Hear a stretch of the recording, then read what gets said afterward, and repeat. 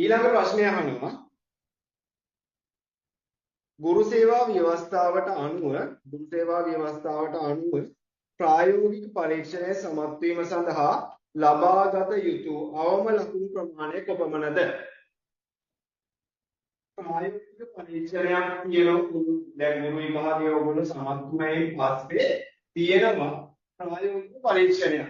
ඒ ප්‍රායෝගික පරීක්ෂණයට මුහුණ දීලා ඒකෙන් සමත් වෙලා ඒ දෙකේම ලකුණු වැඩි එක්කෙනා වැඩි කට්ටිය ටික තමයි අපත් වීම සඳහා තෝරා ගැනීම සිද්ධ කරන්නේ.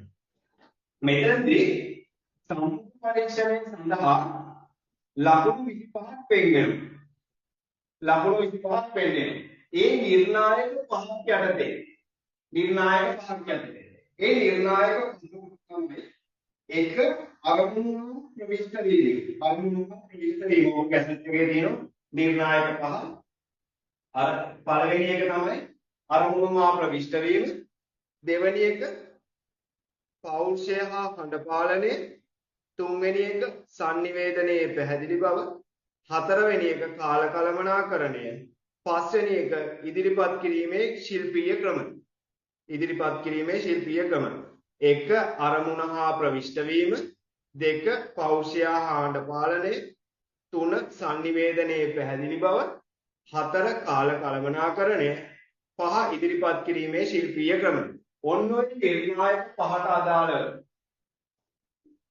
ඔය නිර්ණායක පහට අදාළව අපිට දෙන්නේ එකකට ලකුණු 5 ගානේ ලකුණු 25. එකකට ලකුණු 25 පහ ගානේ ලකුණු 25ක් දෙනවා. අපේ මේ ප්‍රශ්නේ අහන්නේ අපි ප්‍රායෝගික පරීක්ෂණයේ සමත් වෙන්න නම් අවම ලකුණු කීයක් ගන්න ඕනද කියලා. ඒ අවම ලකුණු ගන්න තීරණය වෙන්නේ මෙහෙමයි. මේ එක නිර්ණායකයට අදාළව අපි අවම වශයෙන් දැන් මේ පළවෙනි නිර්ණායකය ගත්තොත් ඒකේ අපි අවම වශයෙන් ලකුණු දෙකක් ලබා ගන්න ඕනේ. මේ පළවෙනි එකෙන් දැන් හිතන්නකො හඬ පාලනය කියන පෞරුෂය හඬ පාලනය කියන දෙවෙනි එක ගත්තොත් ඒකෙන් අපි සමත් වෙන්න නම් මේකෙන් පහෙන් ලකුණු අවම වශයෙන් ලකුණු දෙකක් ගන්න ඕනේ. එහෙම මේ එක නිර්ණායකයට අවම වශයෙන් ලකුණු දෙක ගානේ මේ සම්මුඛ පරීක්ෂණයේදී සමත් වෙන්න නම් නැත්නම් අර මෙතන කියන ප්‍රායෝගික පරීක්ෂණයේ සමත් වෙන්න නම් අපි අවම ලකුණු 10ක් ලබා ගන්න ඕනේ.